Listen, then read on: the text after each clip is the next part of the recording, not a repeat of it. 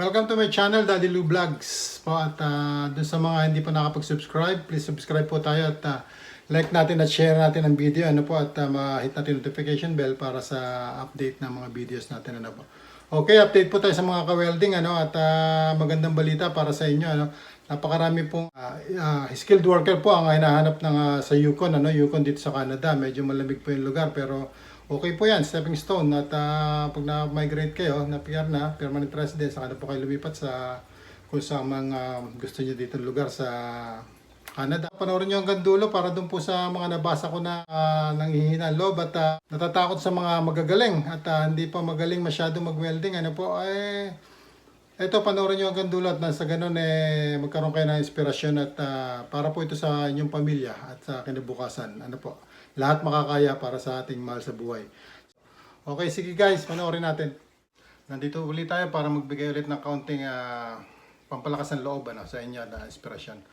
Okay po, doon po sa mga nababasa ko, ano, doon sa mga ibang nagko-comment na sinasabi nga nila na hindi sila masyadong marunong sa welding ano, ay okay, tanggalin niyo po sa isipan yan, okay lang po yan. At kagaya ko nung ako nagsimula, hindi naman po ako ganoon kagaling. So, at magagaling po yung mga kasabay ko sa pag-welding. So, hindi po ano yan, hindi po batayan yan ano po. So, tuloy lang po ano, at yun nga, at update natin sa mga welding dito lalo ngayon. Maraming nagbubukas ng pinto ngayon sa Canada, lalo na at dito sa Yukon, meron sa Yukon ano, 2,000 katao yata yung kinahanap nilang mga skilled workers para magtrabaho doon sa Yukon. Medyo malamig po ng konti pero okay lang po, stepping stone at ma-PR kayo sa kanilang kayo lumipat na ibang province. At dito naman po sa welding, ganun din po ano, at doon sa English version na request sa atin ng mga kasama natin na mga welders din na foreigner na hindi nakakaintindi ng wika natin. Sinasabi ko nga po na yun, unang step lang, halimbawa kung wala pong welding na magbukas sa inyong pinto, doon po tayo pumunta sa kung anong po ang opening. Like ngayon po, merong mga butchers na magkakatay. Try nyo po yan, try nyo po na mag-training ng pagkakatay at marami po tayong nakasamang mga taga Manitoba, ano, mga magkakatay sila. Lumipat po rin sa Saskatchewan, nakasama ko mismo at nag-welding. At yun nga, sabi nga nila, hindi sila masyadong sanay mag-welding na sa Pilipinas pero dahil nandito na, so pinagpatuloy nila yung welding nila. Ano po, at okay naman, nagkaroon ako ng kasamang dalawa niya, taga Manitoba. So okay lang po yun, yung mga paano natin dito sa, kung ano man yung kakayahan nyo ngayon sa pag-welding. Tuloy nyo po yan, depende po yan sa pag-apply nyo at sa employer, kung paano kayo sumagot. At meron po tayong video dyan na, yun nga, nandun yung mga tips ano, kung paano ang tamang pagsagot sa employer natin. Ano. Ito po, nasingit lang po ulit natin to, kararating lang natin galing sa trabaho at nag-update lang tayo ngayon. Kaya medyo ganito ang ating suot, galing pang pantrabaho pa po yan. Ano, at nabasa ko nga ulit kanina, meron na namang isa na nag-comment nga doon na hindi siya masyadong magaling at nasa Japan yata siya, o nasa Korea, TIG-weld. Masasabi ko lang, ano, ganito po, ano, kunin nyo lahat yung skilled, lahat ng skilled requirements sa welding. Kagaya ng nabanggit ko dito sa unang part ng video na to sa English na kunin nyo lahat ng requirements, ano po, lahat ng welding certificate nyo. Kumuha kayo ng NC2, ng MIG, TIG, SMAW, MIG. Kombinasyon lang naman yan Kung SMAW, MIG, okay yan. Laging may MIG TIG, MIG, okay. So yun, kumuha lang po kayo ng certification nun at nasa ganun makumpleto nyo yung requirements nyo at nang sa ganun kasi yan po ang requirements dito, ano. Kailangan nila ng training certificate talaga.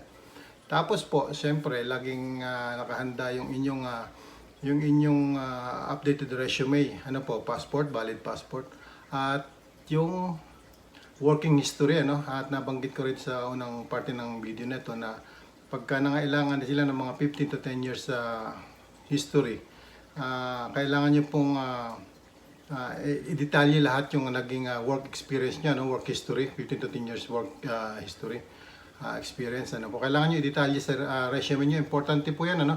Wala pong patlang kung nung way back ng 15 years or 10 years. Detalye nyo kung saan kayo nagtrabaho. Maliit lang siya na welding shop.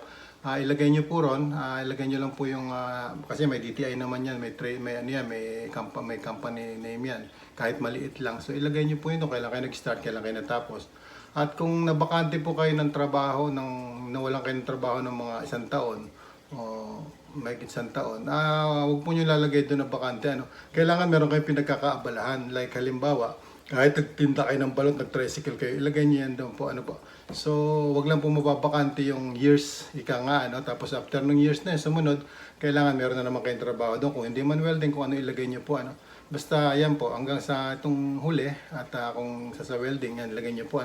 Importante, meron kayong training certificate. Po. So, yan po ang tips ni Daddy. At basihan na magagaling yung, tanggalin po natin sa isipan natin na mayroong magagaling at mahabang experience na kasabay nyo na sa ibang bansa, nag-abroad, at kasabay nyo sa pag-a-apply. Hindi po.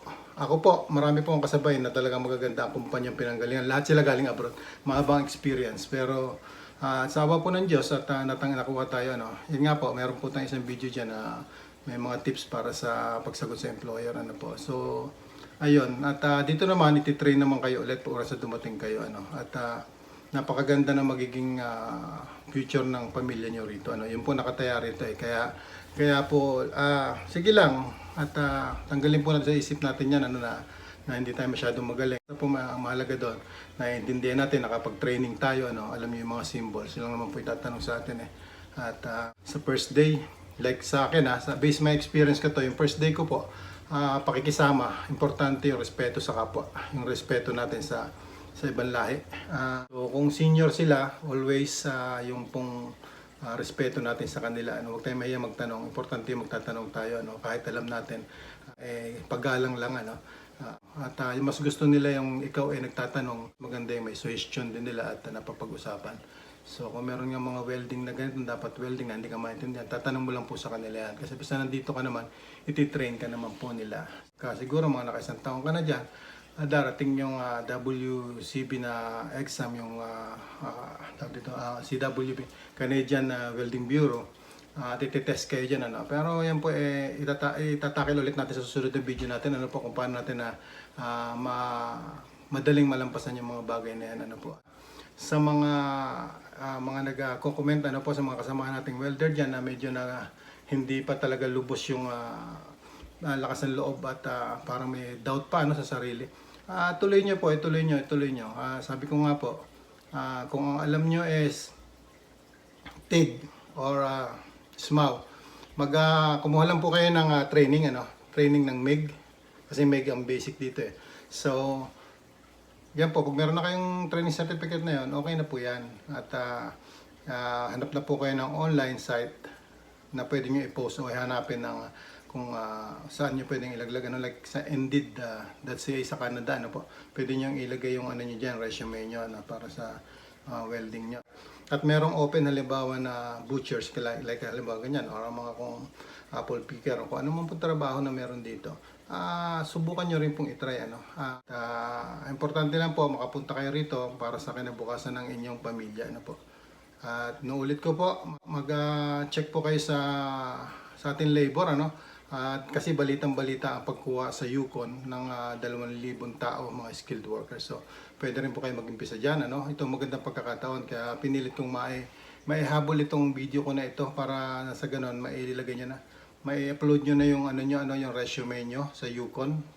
Hanapin nyo ang ang website nila dito sa Canada, Yukon Province. Baka pwedeng makadirekta na kayo ng resume dyan at ma-search kayo na employer. At lalo na yung taga cross country, yung mga nasa Taiwan, Korea, Japan, Saudi, mas may chance kayo, mabilis kayong makuha kasi alam nila na nakalabas na kayo ng bansa, madali na yung proseso.